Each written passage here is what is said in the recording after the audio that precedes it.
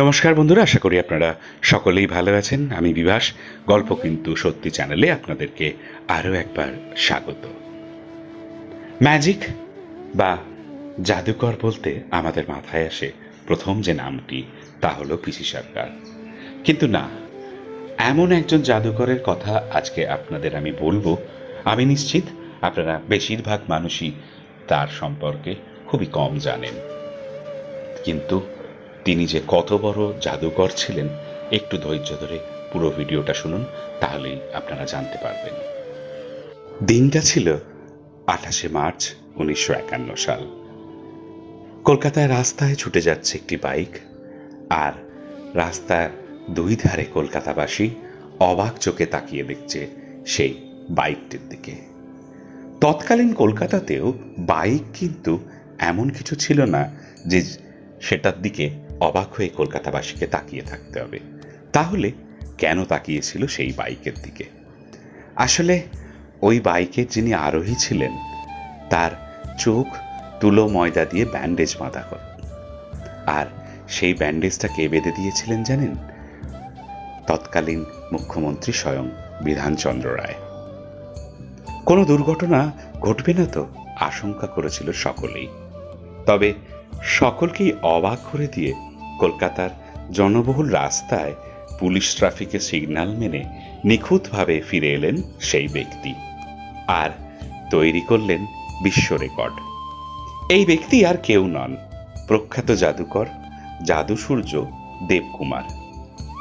তবে কলকাতার রাস্তায় এই অবিশ্বাস্য খেলা দেখানো সহজ ছিল না তার পক্ষে। পেছনে ছিল প্রশাসনিক বেড়াজাল। প্রাথমিকভাবে জাদুকর দেবকুমার কলকাতার খেলাটি দেখাতে চেয়েছিলেন 14ই আগস্ট 1950 সালে। তবে তৎকালীন পুলিশ কমিশনার সত্যেন চ্যাটার্জি রাজি হননি, তাকে অনুমতিও দেননি। জাদুকর অবশেষে দ্বারস্থ হয়েছিলেন মুখ্যমন্ত্রী বিধানচন্দ্র রায়ের কাছে। তবে মুখ্যমন্ত্রীর ফোনেও গলেনি সেই বরফ। পুলিশ কমিশনার অকপট জানিয়েছিলেন, এই খেলার জন্য যানজট বা কোনো গোলযোগ হলে শহরে ট্রাফিক কন্ট্রোলের দায়িত্ব নিতে হবে মুখ্যমন্ত্রীকেই। তবে অন্য কোনো শহরে জাদুকরের এই অভিজ্ঞতা থাকলে তাকে ছাড়পত্র দেবেন তিনি, এই কথা তিনি জানিয়েছিলেন মুখ্যমন্ত্রীকে। অবশেষে ব্যারাকপুর মহকুমার এসডিওকে সমস্ত ঘটনা জানিয়ে তার থেকে অনুমতি আদায় করে জাদুসূর্য দেবকুমার। 1950 সালের 18ই আগস্ট ব্যারাকপুর আদালত চত্বর থেকে বেলা 2:30টার সময় শুরু করলেন তার সেই থার্ড আইয়ের প্রদর্শনী। মহামান্য এসডিও এবং এসডিপিও দুজনেই ময়দা তুলো প্যাড ব্যান্ডেজ দিয়ে বেঁধে দিলেন জাদুকরের দুটো চোখ। দেবকুমার সারা শহরের বাজার, বাধা, ট্রাফিক সিগন্যাল সবকিছু নিখুঁতভাবে পেরিয়ে আবার কোর্ট প্রাঙ্গণে ফিরে আসেন। তার এই অসামান্য কৃতিত্ব ও সাফল্যে এসডিও উচ্চ প্রশংসা করে একটি পত্র লিখলেন। পরবর্তীকালে সেই চিঠি দেখেই অনুমতি দিয়েছিলেন কলকাতার পুলিশ কমিশনার সত্যেন চ্যাটার্জি। বলাই বাহুল্য, তার এই কৃতিত্ব ব্যাপক চাঞ্চল্য তৈরি করেছিল তৎকালীন সমাজে। পেয়েছিলেন জনগণের অসংখ্য অভিনন্দন ও ভালোবাসা। আর সেই সময় তিনি যুবকদের মধ্যে আলোড়নও সৃষ্টি করেছিলেন। পরে তিনি ভারতের বিভিন্ন স্থানে ছোট বড় শহরের রাস্তায় চোখ বাঁধা অবস্থায় বাইক ও জিপ গাড়ি চালিয়েছিলেন। অনেক সময় সাধারণ মানুষ নানানভাবে পরীক্ষা করে দেখেছেন তার এই ক্ষমতাকে। সব প্রশ্নেরই জবাব দিয়েছেন তিনি। বেঞ্চ, ঠেলাগাড়ি, বাঁশ ফেলে রাখা, রাস্তায় শুয়ে পড়া প্রভৃতি নানান প্রতিবন্ধকতা সৃষ্টি করেছে মানুষ, তবে তাতে কোনো অসুবিধে হয়নি দেবকুমারের। ভারত বিভিন্ন সময় জন্ম দিয়েছে অনেক উল্লেখযোগ্য ব্যক্তিত্বদের, তেমনই একজন জাদুসূর্য দেবকুমার, যিনি জন্মগত ঐশ্বরিক ক্ষমতা নিয়েই জন্মেছিলেন। পূর্ববঙ্গে যশোর জেলার ইটোনা গ্রামে 1923 সালের 28শে অক্টোবর জন্মগ্রহণ করেন দেবকুমার ঘোষাল। পিতা দুর্গাদাস ঘোষাল এবং মাতা সুরেশ্বরী দেবী। জগদ্ধাত্রী পুজোর দিন তিনি জন্মেছিলেন বলে দিদিমা তার নাম দিয়েছিলেন দেবকুমার। 4 ভাইয়ের মধ্যে দেবকুমার ছিলেন মেজ। অতি অল্প বয়স থেকেই শরীরের প্রতি যত্নশীল ছিলেন দেবকুমার। ছিল উজ্জ্বল মুখশ্রী। নিয়মিত শরীর চর্চার সঙ্গে ছোড়া খেলা, লাঠি খেলা, দীর্ঘক্ষণ হাঁটা ইত্যাদির মাধ্যমে শরীর সুস্থ রাখার চেষ্টা করতেন তিনি। বালক দেবকুমারের জাদুর প্রতি আকর্ষণ বাড়ে স্কুলে মনীন্দ্র ব্যানার্জির জাদু দেখে। পিতার অনুরোধে জাদুকর মনীন্দ্র ব্যানার্জি বালক দেবকুমারকে কিছু জাদু শেখান। বালক দেবকুমারের একনিষ্ঠায় মুগ্ধ হয়ে তাকে কিছু খেলাও উপহার দেন তিনি। ছোটবেলা থেকেই বালক দেবকুমার বিভিন্ন পশুর স্বর নকল করতে পারতেন। স্বরক্ষেপণ বা ভেন্ট্রিলোকুইজম মাধ্যমে বন্ধুদের সঙ্গে মজাও করতেন তিনি।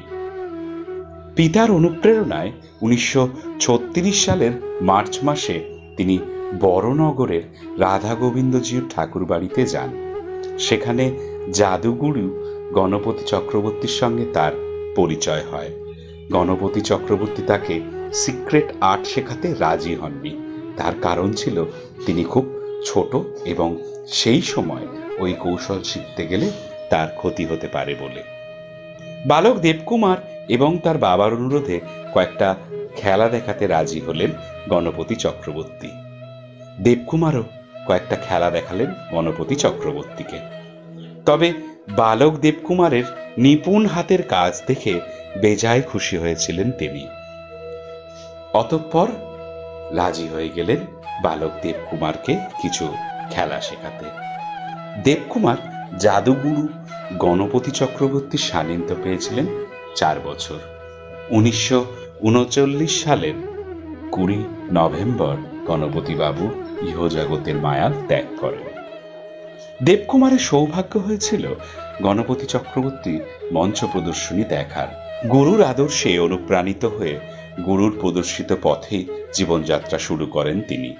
ভারতীয় জাদুকরদের মধ্যে বালক জাদুকর নামে খ্যাতি ছিল তার। বালক অবস্থাতেই দেবকুমার রীতিমতন চাঞ্চল্য সৃষ্টি করেছিলেন জাদুবিদ্যার মাধ্যমে। বালক দেবকুমার 1936 সালে শ্যামাপ্রসাদ মুখোপাধ্যায়ের বাড়ি অন্দরমহলেও জাদু দেখিয়েছিলেন। বাংলার বাঘ আশুতোষ মুখোপাধ্যায়ের স্ত্রী বাসন্তী দেবী তার জাদু দেখে মুগ্ধ হয়ে একটি পদক উপহার দিয়েছিলেন তাকে। আর শ্যামাপ্রসাদ মুখোপাধ্যায় বলেছিলেন, এই বালক জাদুকর একদিন জাদুকে ব্যবসা করে প্রতিষ্ঠিত হতে চায়, তবে আমি ওকে সাহায্য করব। ও একদিন দেশের সুনাম অক্ষুণ্ণ রেখে প্রতিষ্ঠিত হবেই। এইভাবেই তিনি বহু ব্যক্তির আশীর্বাদও পেয়েছিলেন। তাদের মধ্যে কয়েকজন বিচারপতি যেমন চারুচন্দ্র বিশ্বাস, বিশিষ্ট সাহিত্যিক দীনেশ চন্দ্র সেন, ভারতবর্ষ পত্রিকার সম্পাদক জলধর সেন, অবিভক্ত বাংলার মুখ্যমন্ত্রী ফজলুল হক, বিদ্রোহী কবি নজরুল ইসলাম এবং বিভিন্ন পত্রপত্রিকার সম্পাদক মণ্ডলীরাও ছিলেন। দেবকুমারের নতুন ধরনের উপস্থাপনা এবং প্রদর্শনী ভঙ্গির প্রশংসা করতে কেউ কুণ্ঠাবোধ করেননি। 1951 সালে নিউ এম্পায়ারেতে জাদুসূর্য দেবকুমার নিজস্ব বুদ্ধিমত্তার শ্রেষ্ঠত্ব এবং প্রতিভাবনী শক্তির পরিচয় রেখেছিলেন। জাদুবিদ্যায় তিনি এতটাই পারদর্শী ছিলেন যে ভৌতিক বাক্স বা ইলিউশন বক্সের খেলাটাতে তিনি 1000 টাকা বাজি রেখে খেলা দেখাতেন। এই ইলিউশন বক্সের খেলায় তিনি দেখাতেন জাদুকরের পরিবর্তন, হাউ নেতাজি ডিসঅ্যাপিয়ার কম্পিটিশন ইত্যাদি। এই খেলার সময় পোশাক পরিবর্তন বিশেষভাবে লক্ষণীয় ছিল। মঞ্চের উপর জাতীয় পতাকা হাতে জাতীয় পোশাক ধুতি ও পাঞ্জাবি পরে বাক্স থেকে যখন বের হতেন তখন সত্যি মনে হতো নেতাজি যেন আবির্ভাব হয়েছেন। বৈদ্যুতিক করাতে তরুণী দ্বিখণ্ডিত করা, জাদুকরের শিরোচ্ছেদ, গেস্ট হাউস, থার্ড আই, ভীষ্মের সরসজ্জা, হোয়াইট আর্ট থেকে ব্ল্যাক আর্ট, কৃপণের স্বপ্ন, চলন্ত মোটরবাইক যাত্রীসহ অদৃশ্য করা এই খেলাগুলি তার আবিষ্কার ও অসাধারণ প্রদর্শনী ভঙ্গির প্রমাণ রাখেন। থার্ড আই নামে যে খেলাটি তিনি দেখাতেন তাতে চোখ বাঁধা অবস্থায় মোটরসাইকেল এবং জিপ গাড়ি চালাতেন। 1948 সালে দেবকুমারকে জাদু সূর্য উপাধিতে ভূষিত করেন তখনকার জাদু সংগঠন উইজার্ড ক্লাব। বহু গুণী মানুষ ছাড়াও অনেক রাজা মহারাজা এবং তাদের রানীদের সামনে তাদের খাস মহলে তিনি তার জাদু প্রদর্শনী মিরাকল অফ ইন্ডিয়া প্রদর্শিত করেছিলেন। জাদুকুমার দেবসূর্য অত্যন্ত বিনয়ী, সদালাপী, নিরহংকারী, ব্যক্তিত্বপূর্ণ মানুষ ছিলেন। চিরকালই এই জাদু শিল্পী লোকচক্ষুর অন্তরালে নিঃসঙ্গ জীবনযাপন করতে পছন্দ করতেন। তখনকার জাদুকরদের নানান সভাতেও উপস্থিত থাকতে পছন্দ করতেন না তিনি। একজন উচ্চ শ্রেণীর জ্যোতিষীও ছিলেন এই দেবকুমার। অবসর সময় সেটা চর্চা করতেন তিনি। দেবকুমারের জীবন সঙ্গিনী হাসিরানী দেবীও একজন বুদ্ধিদীপ্ত মহিলা ছিলেন। মহিমামণ্ডিত সদাহাস্যময় ব্যক্তিত্ব ছিলেন তার। রাঁচির মধ্যবিত্ত পরিবারের এই সুন্দরী মেয়ের সঙ্গেই বিবাহ সম্পন্ন হয়েছিল আত্মনির্ভরশীল ম্যাজিক পাগল সুন্দর বাঙালি যুবক দেবকুমারের। বিবাহের পরে হাসিরানী দেবী হলেন রানী হাসি দেবী। তার চলাফেরায় ছিল পুরোদস্তুর বনেদিয়ানার ছাপ। জাদু সূর্য দেবকুমার থাকতেন বড়নগরের কাছে আলমবাজারে। বাড়ির নাম ছিল উইজার্ড হাউস। রানী হাসি দেবী জাদু সূর্যের শুধু ঘরণী ছিলেন না, ছিলেন সুনিপুণা সহকারিণীও এবং পার্টির একজন কর্মকর্ত্রী। তার ম্যাজিকেরও জ্ঞান ছিল সুগভীর। স্টেজ সাজানো, আলো ও রঙের খেলা, এসব ব্যাপারে যথেষ্ট ওয়াকিবহাল ছিলেন তিনি। অদ্বিতীয় মহিলা তিনি অবিচ্ছিন্নভাবে দেবকুমারের সাহায্য করে গেছিলেন। শেষ বয়সে অনাড়ম্বর জীবন অতিবাহিত করেছেন একসঙ্গে। জাদু সূর্য 84 বছর বয়সে অস্তমিত হন 21শে ডিসেম্বর 2007 সালে। সে এক শীতের দিন। চারপাশ ঘিরে রেখেছে হালকা কুয়াশা। জাদু সূর্যের প্রয়াণে সূর্যও কি ঢাকা পড়েছিল সেদিন। আজ এই পর্যন্তই। আপনাদের কেমন লাগলো এই গল্প অবশ্যই আপনারা কমেন্ট বক্সে আপনাদের মতামত জানাবেন, এবং আমি আপনাদের অনুরোধ করব যে এই সব মানুষ আমাদের মধ্যে থেকে হারিয়ে গেছে তার স্মৃতিটুকুও। তাই আপনি নিজে শুনুন এবং অপরকে শেয়ার করে একটু শোনার ব্যবস্থা করে দেবেন, এই আশাই রাখবো। আর যারা এখনো পর্যন্ত এই চ্যানেলটিকে সাবস্ক্রাইব করেননি তারা অবিলম্বে চ্যানেলটিকে সাবস্ক্রাইব করে বেল আইকন টিপে দিন, যাতে নিয়মিত রাত 8টার সময় এইরকম অজানা সত্যি গল্পের ভিডিও আপলোড হলেই তার নোটিফিকেশন আপনারা পেয়ে যান। তো আবার আগামীকাল আমি একটা নতুন গল্প নিয়ে আপনাদের সামনে রাত 8টার সময় হাজির হব। ততক্ষণ সবাই খুব ভালো থাকবেন।